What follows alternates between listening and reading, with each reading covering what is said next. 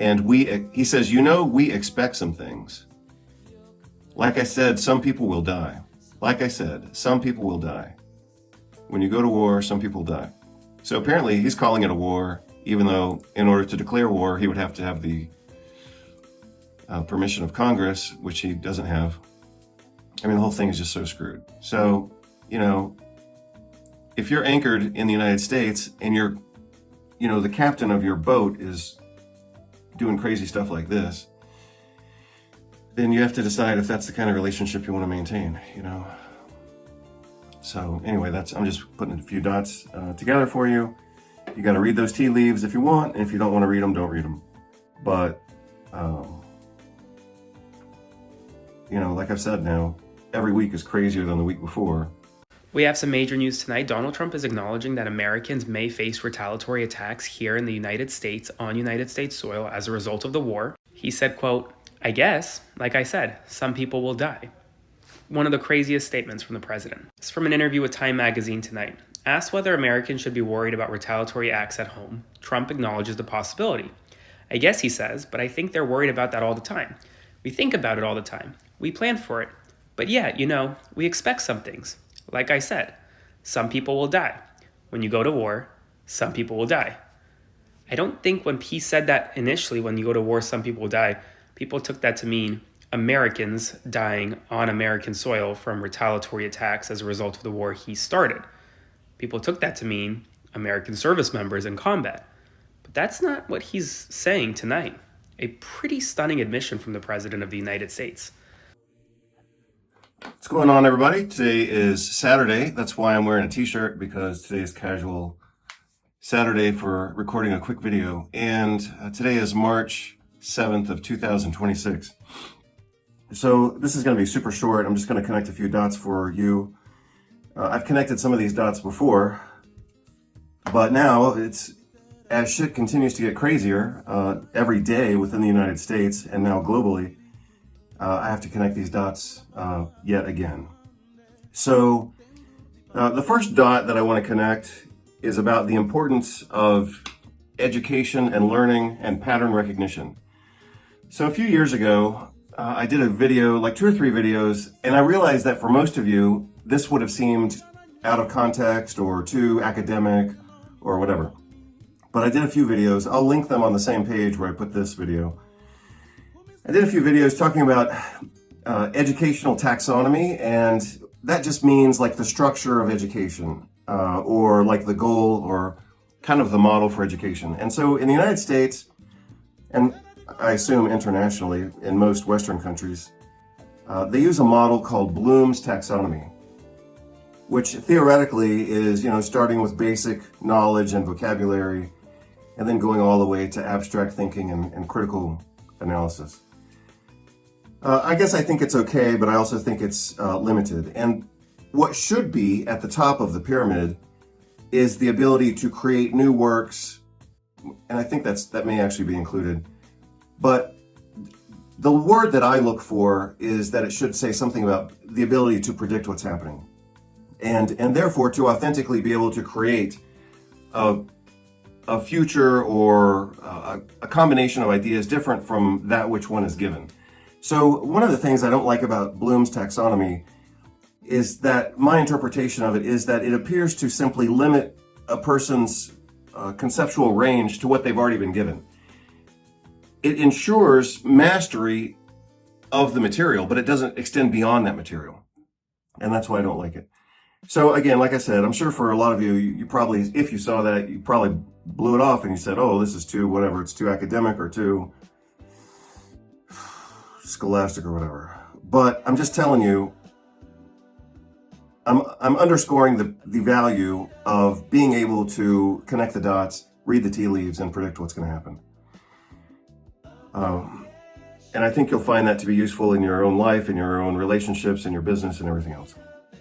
So then last year, 2025, I believe, I did a video as things got more, this was after Trump became president. And again, like I've said in other videos, like at that time, I wasn't like anti-Trump. I would have voted for Trump given based on what we knew then. Of course, no one knew it was going to get this bad. But I wasn't going to vote for Kamala Harris based on the fact that she was obviously endorsing vaccine mandates. And I just thought that was absurd. So, in that sense, I was kind of a one-ticket voter, and I wasn't going to vote for the ticket that was endorsing, the biggest medical fraud in the history of humanity. So, anyway, that's where I was with it at that time. But I could also see that things were getting pretty chaotic. So, about the middle of the year, last year, I did a video titled, "International Flexibility is the New Stability." And I was right. Things have continued to get worse, like unbelievably worse, every week, based on Trump's complete failure on every level. So now the United States, for example, to fast forward just a little bit, to show you how right I was in my prediction of this worsening chaos, and then I'll go back to some other examples. But look, now the United States is spending $1 billion per day on a war in Iraq. And most people would have no idea why we're even there, What would happen? So we have the money available, apparently. We have the money available to spend $1 billion on something that's going to be a flash in the pan. We've already done this. Any and all Americans, over the age of whatever, 20 or 30, you've already lived through this. We've already done regime change in the whole region multiple times, and it just never works. So now we're doing it again. So they're spending approximately $1 billion per day on this war but he's already pissed off all the European allies, so nobody wants to help him. And first of all, this is not a legit war. First, it's not even legit by American standards, let alone by international standards. So, what I've said for about the past year or longer is that regardless of who the president is, I think I've been saying this for many years, is that the United States needs an infrastructure program. America needs a national rapid train system for the transports of people, commerce, food, etc. So overlap that idea with the news that we're now spending $1 billion a day. What if America spent $1 billion a day on its own infrastructure? Apparently we've got the money, or they'll print the money, or they'll fake it, or they'll steal from something else. So if again, we can come up with $1 billion a day for some asinine war on the other side of the planet for regime change, which has already failed numerous times,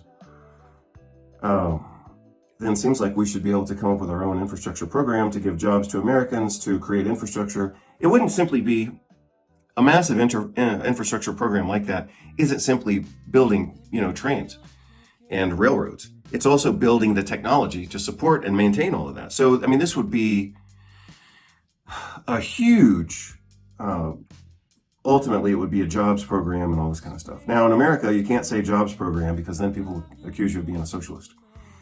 But yeah, well, take it or leave it. But, look at the alternative. The alternative is, most Americans are paying $1,000 a month to have a car. When you look at car payments, interest, gas, private insurance, and then you have to pay for the space at your home, you're paying for the space to house that car. And then unless you get free parking wherever you go, you got to pay for parking to put your car on the street. So whatever, take it or leave it. I would leave it. And that's why I just sold one of my cars and I'm about to sell another car. It's like, I don't want to play the car game anymore. Everybody knows this, but when you're 16, having a car feels like freedom. By the time you're 40 and 50, having a car is just an expense. And if you can get along without it, then you should.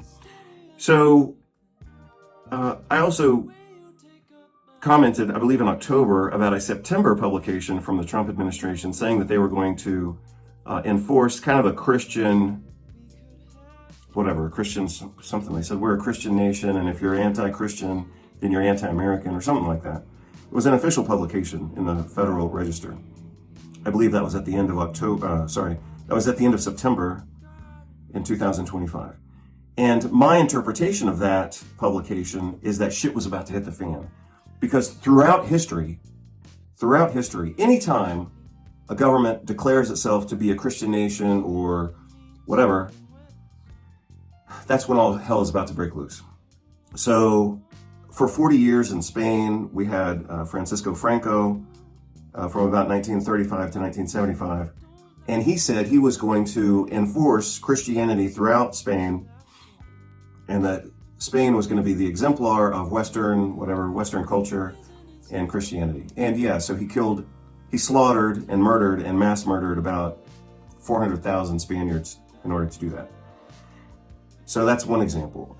As I said before, Hitler also pledged allegiance to the Christian church or the Catholic church as a way to justify the murdering of millions of Jews and other groups as well, but most famously the Jews.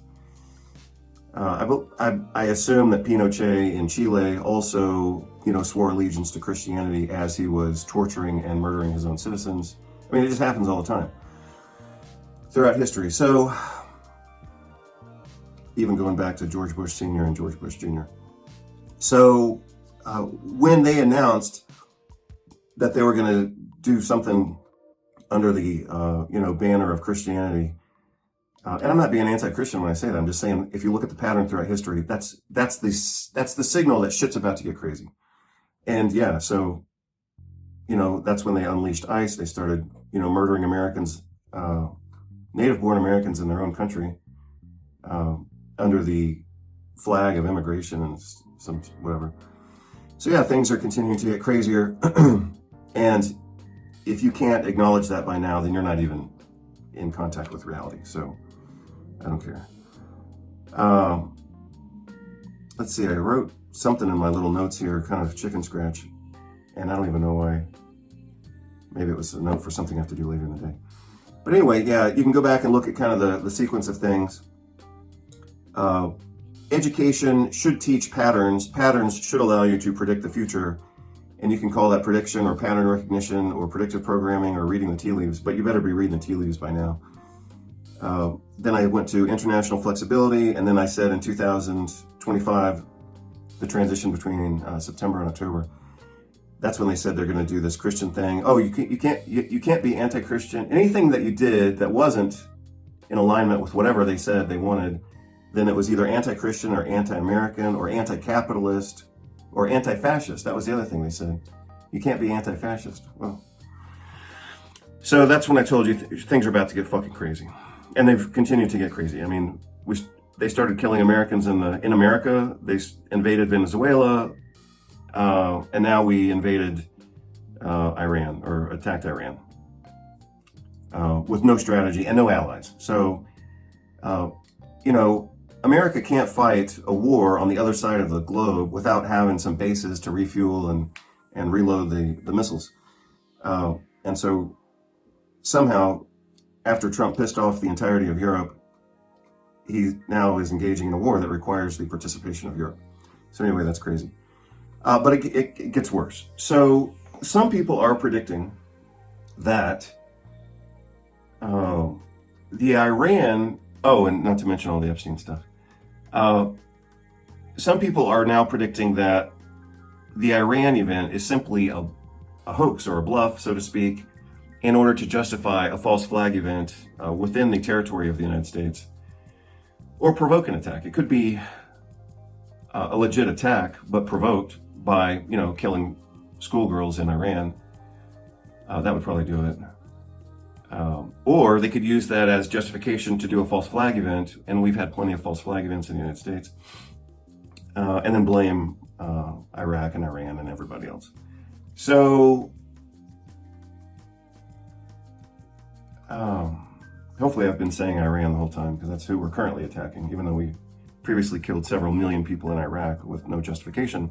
They said it was weapons of mass destruction. They're doing the same. They're using the same conversation now, but America did kill, several million people in Iraq based on fear of weapons of mass destruction that never existed. So, okay, so if you think it can't get worse, it can get worse. So 2 days ago, Trump, and this has been reported very broadly,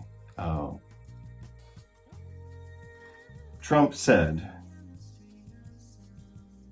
asked whether Americans should be worried about retaliatory attacks at home, Trump acknowledges the possibility. Well, guess what, sports fans? If you're reading the tea leaves, you'll notice that before the pandemic started, Bill Gates and Anthony Fauci and the World Health Organization were saying you need to prepare for a pandemic because it's a possibility.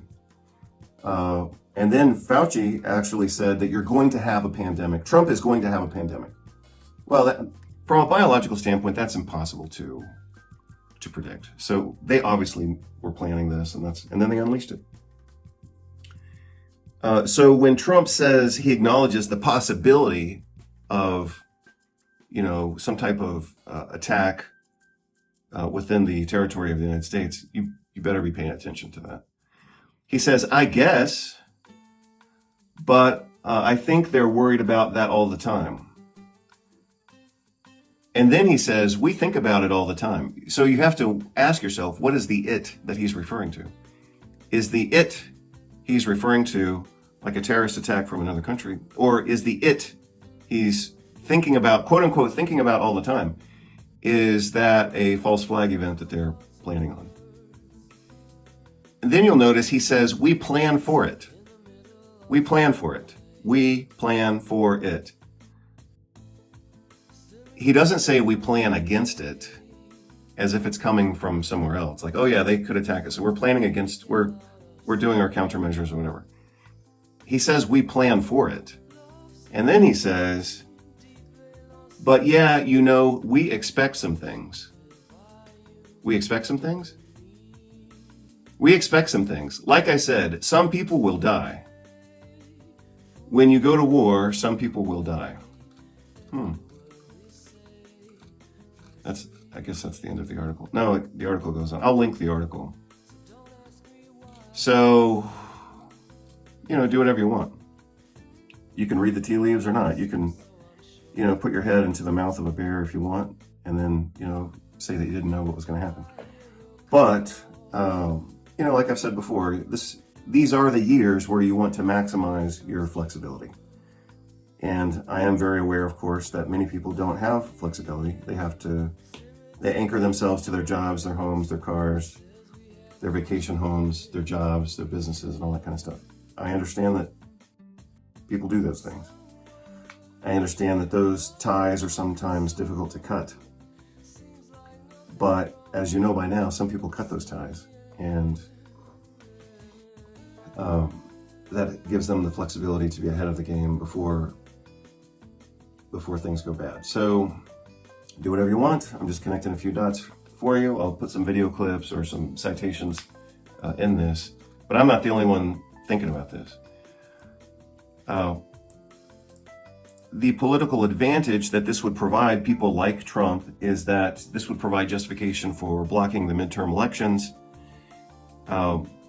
Because if the midterm elections, supposedly, if they swing toward the Democratic Party, that would give them enough power to possibly impeach and remove and put Trump on trial.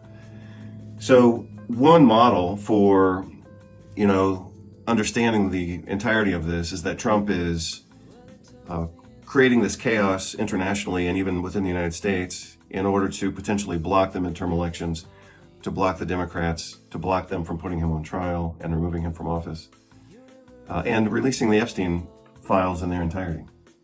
So something's going on here. But again, if you look at Trump's words, and obviously he's not very articulate, he's not very good with words. So some of this could simply be clumsiness.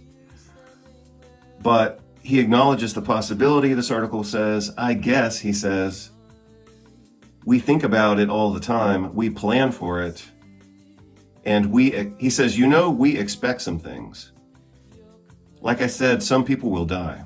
Like I said, some people will die. When you go to war, some people die. So apparently he's calling it a war, even though in order to declare war, he would have to have the permission of Congress, which he doesn't have. I mean, the whole thing is just so screwed. So, if you're anchored in the United States and you're, the captain of your boat is doing crazy stuff like this, then you have to decide if that's the kind of relationship you want to maintain, So anyway, I'm just putting a few dots together for you. You got to read those tea leaves if you want. And if you don't want to read them, don't read them. But, like I've said now, every week is crazier than the week before. And last Saturday, exactly 1 week ago, They started a war that started between, 3 countries, and now it's like 17 countries or something like that. So that's escalating pretty quickly. Hope you're all doing well. Take care. Have a great weekend. Bye.